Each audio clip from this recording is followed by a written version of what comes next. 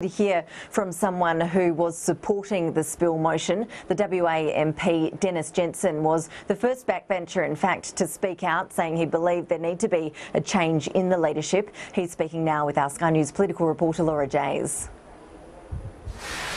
Dennis Jensen, thanks so much for talking to Sky News. In the party room meeting address from the Prime Minister, he saw this vote as a shot across the bow. Is it, and what needs to change from day one?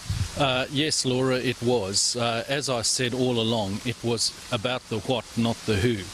Now, the Prime Minister has very clearly enunciated that he recognises that there is a need for change. There is a need for change in terms of certain policies. There's a need for change in terms of setting the agenda, policy direction. There's a need to change for the way that we deal with the Senate, and quite frankly, there's a need for change within the party structures, within the parliamentary party, as to how we deal with policy and so on. There's been really no concrete confirmation or indication about how those party structures might change. The Prime Minister has said that yes, there will be a more consultative process with the backbench, but do you have any understanding about how that might work? Does that just mean the Prime Minister's door is more open, more ajar? Well, certainly that, but what he was indicating, for instance, which I think is very important, is setting up of policy debates within the parliamentary party about things such as economic issues, such as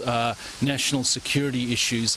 These things need to be more thoroughly debated than normally you can do in the context of simply a party room meeting. So I think that these sorts of things are concrete steps forward in terms of ensuring that we have got a very solid policy agenda and a strategic direction, which is what I've been talking about all along. In the policy sense, the Medicare co-payment he mentioned, he said that the higher education reforms they will pursue, but with the Medicare co-payment he was less unequivocal on that. What's your sense? Will the Medicare co-payment will be dropped? How long do you give it, and before it does become toxic once again?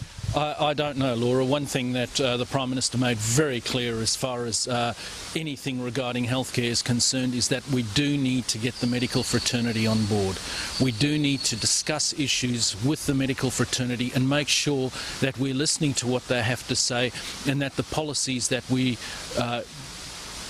come up with in relation to healthcare is fully considered with the medical fraternity, so that we're not at cross purposes. You were one of the 7 willing to put a face to supporting this bill. It hasn't got up. Are you disappointed? And where do you sit now with the Prime Minister? Do you is it business as usual? Well, I clearly think that the Prime Minister now should be given air to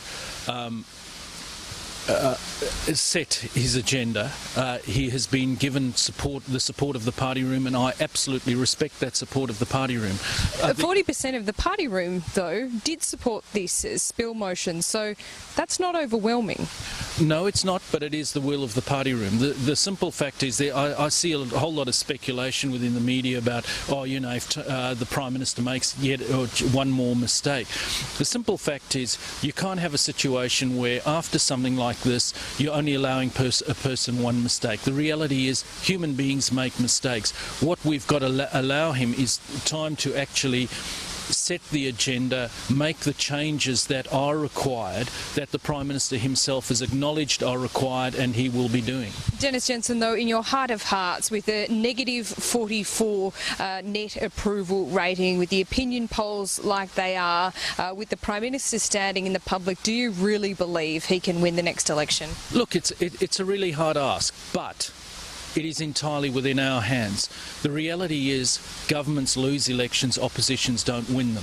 So it is up to us to generate those policies, to formulate the strategic direction for the nation, to explain to the nation where we're going, to very clearly enunciate those things and demonstrate by actions that we understand the message that the Australian people have sent us, and that we are fully committed to having, as the Prime Minister has said in the past, an adult government, and that part of that is strong, coherent and consistent policy and a very clear strategic direction. Okay, just finally, if the polls don't change, if you are still in an election losing position, at what point do you revisit going to Malcolm Turnbull? Well, it's not an issue of a revisit, Laura, and it's not so much an issue of the polling either. My concern always was the strategic direction, the coherent and consistent policy. The reality is, if we've got those factors, we will improve in the polls. Dennis Jensen, thanks so much for your time. Thank you very much, Laura.